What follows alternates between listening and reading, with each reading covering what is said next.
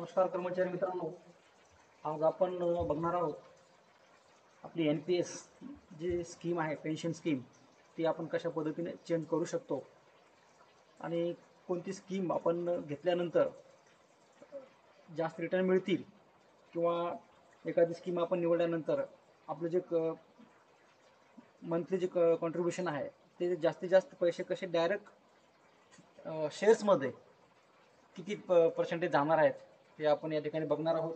या ठिकाणी बघा, आपण वेगवेगळ्या स्कीम आपल्याला म्हणजे निवडण्याची संधी दिलेली आहे. आपल्या लॉग इनमधून म्हणजे कर्मचाऱ्याच्या लॉग इनमधून प्राण नंबर आणि आपला पासवर्ड टाकून लॉग इन केल्यानंतर आपण कशा पद्धतीने स्कीम चेंज करू शकतो हे आपण या ठिकाणी आज बघूयात.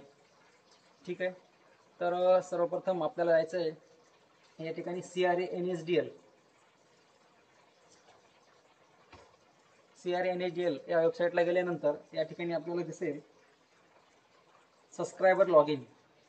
या ठिकाणी आहे नोडल ऑफिस लागेल, याची काही आपल्याला आवश्यकता नाही आहे. या ठिकाणी आपलं स्वतःचं म्हणजे कर्मचाऱ्याचं लॉग इन करायचं आहे. युजर ID म्हणजे आपला प्राण नंबर टाकायचा आहे.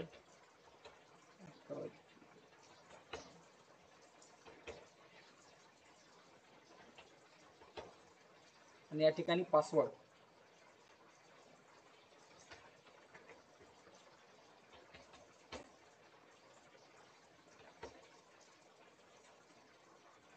या चेकबॉक्सवर टिक करून आपल्याला ठिकाणी सबमिट करायचं आहे. आता ज्यांचा पासवर्ड विसरलेला असेल, माहीत नसेल, तर या ठिकाणी रिसेट पासवर्ड करून तुम्ही जो काही ईमेल ID मोबाईल नंबर दिलेला असेल त्याच्यावर OTP येतो, त्यानंतर तुम्ही पासवर्ड रिसेट पण करून घेऊ शकता, काही हरकत नाही. ठीक आहे, तर या ठिकाणी मी लॉग इन करतो. बघा, या ठिकाणी आपलं लॉग इन आता झालेलं आहे. ठीक आहे, तर लॉग इन झाल्यानंतर इथे वेगवेगळे आपल्याला ऑप्शन दिसतील. ट्रान्झॅक्ट ऑनलाईन आहे, इन्व्हेस्टमेंट समरी, डेमोग्राफिक चेंजेस. या ठिकाणी तुम्ही मोबाईल नंबर वगैरे अपडेट करू शकता. ठीक आहे, तर आपल्याला जे काही स्कीम चेंज करायची आहे पेन्शनची, या ठिकाणी बघा 4 नंबरचा ऑप्शन आहे, change PFM pension fund manager. या ठिकाणी आपल्याला क्लिक करायचं आहे. त्यानंतर इथं प्राण नंबर बाय डिफॉल्ट येऊन जाईल.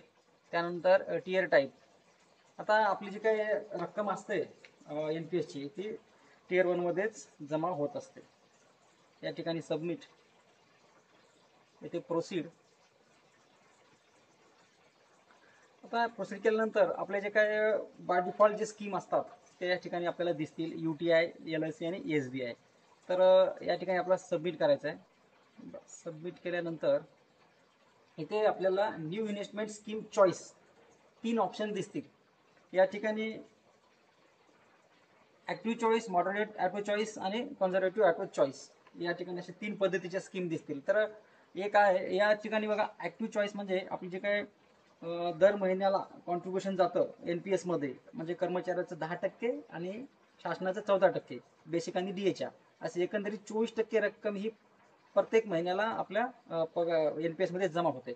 त्यापैकी जर समजा ही आपण ॲटो चॉईस जर स्कीम निवडली तर त्या रकमेपैकी 75% रक्कम ही थेट शेअर्समध्ये, शेअर मार्केटमध्ये म्हणजे इक्विटीमध्ये जाणार आहे आणि उर्वरित 25% ही गव्हर्नमेंट स्कीम आणि कॉर्पोरेट स्कीममध्ये. समजा आपण ही 2 नंबरची स्कीम निवडली, मॉडरेट ॲटो चॉईस, तर यामध्ये आपली जी 50% रक्कम ही शेअर मार्केटमध्ये म्हणजे इक्विटीमध्ये आणि उर्वरित 50% कॉर्पोरेट आणि गव्हर्नमेंट स्कीममध्ये. आणि त्याच पद्धतीने ही 3ऱ्या नंबरची स्कीम जर आपण निवडली, कन्झर्वेटिव्ह ऑटो चॉईस, तर या ठिकाणी बघा आपली 25% इक्विटीमध्ये म्हणजे शेअर्समध्ये आणि उर्वरित 75% इतर स्कीममध्ये जाणार आहे. अशा पद्धतीने ही या स्कीममध्ये जास्तीत जास्त रक्कम ही थेट आपल्या शेअर मार्केटमध्ये जाणार आहे.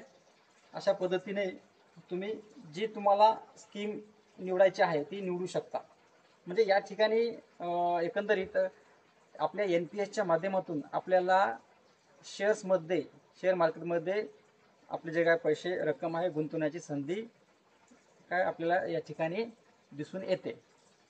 आता या ठिकाणी बघा, मी मॉडरेट ऑटो चॉईस निवडतो. यानंतर तुम्ही याच्यावर क्लिक केल्यानंतर एवढे आपल्याला फंड मॅनेजर एवढ्या स्कीम दिसतील, Aditya Birla, axis pension fund management limited, DSP pension, HDFC pension management company limited, असे या पद्धतीने एवढ्या जे काही दिसतील त्यापैकी आपल्याला कुठलीही एक स्कीम सिलेक्ट करायची आहे. आता या ठिकाणी मी HDFC pension management company limited या ठिकाणी सबमिट करतो. त्यानंतर आपल्याला दिसेल इथं PFM name HDFC pension management company limited. त्यानंतर आपल्याला सेंड OTP करायचा. एक मोबाईल OTP येईल, तो OTP टाकून सबमिट झाल्यानंतर ओके या ठिकाणी OTP टाकायचा आहे आणि सबमिट करायचं आहे.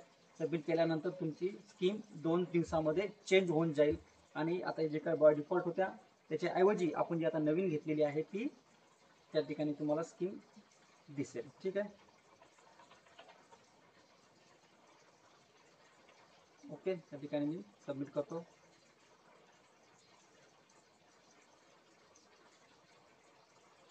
ओके तर अशा पद्धतीने आपण आपली NPSची स्कीम चेंज करू शकतो. आता मी तुम्हाला मगाशी म्हटल्याप्रमाणे बघा इन्व्हेस्टमेंट ऑप्शन अंडर NPS या ठिकाणी तुम्ही बघू शकता कोणती स्कीम निवडल्यानंतर कशा पद्धतीने आपली जी रक्कम आहे मंथली ती आपल्या NPSच्या माध्यमातून इक्विटीमध्ये म्हणजे डायरेक्ट शेअर मार्केटमध्ये गुंतवली जाणार आहे. आता equity allocation matrix for active choice घेतल्यानंतर जर आपलं वय 50पर्यंत 50च्या आत किंवा 50पर्यंत असेल तर 75% रक्कम ही डायरेक्ट शेअर्समध्ये जाणार आहे. आणि जसं जसं वय वाढत जाईल तसं शेअर मार्केटमध्ये म्हणजे इक्विटीमधली रक्कम ही कमी होत जाईल. आता बघा life cycle of 75 aggressive life cycle fund जो ऑटो चॉईस फंड आहे त्यामध्ये याचे असेट आहेत. Asset class E for equity, C for corporate आणि G फॉर गव्हर्नमेंट स्कीम. मी म्हटल्याप्रमाणे 35 वर्षापर्यंत आपले 75% रक्कम कॉन्ट्रीब्युशनच्या शेअर्समध्ये आणि 10% रक्कम कॉर्पोरेट 15% गव्हर्नमेंट स्कीममध्ये. अशा पद्धतीने जसं वय वाढत जाईल तसं याची म्हणजे मार्केटमधली पर्सेंटेज कमी होत राहील. ठीक आहे. आता ही झाली आपली 1 नंबरची स्कीम ऑटो चॉईस. त्यानंतर मॉडरेट चॉईसमध्ये 35 वर्ष वयापर्यंत आपल्याला 50% रक्कम इक्विटीमध्ये जाणार आहे.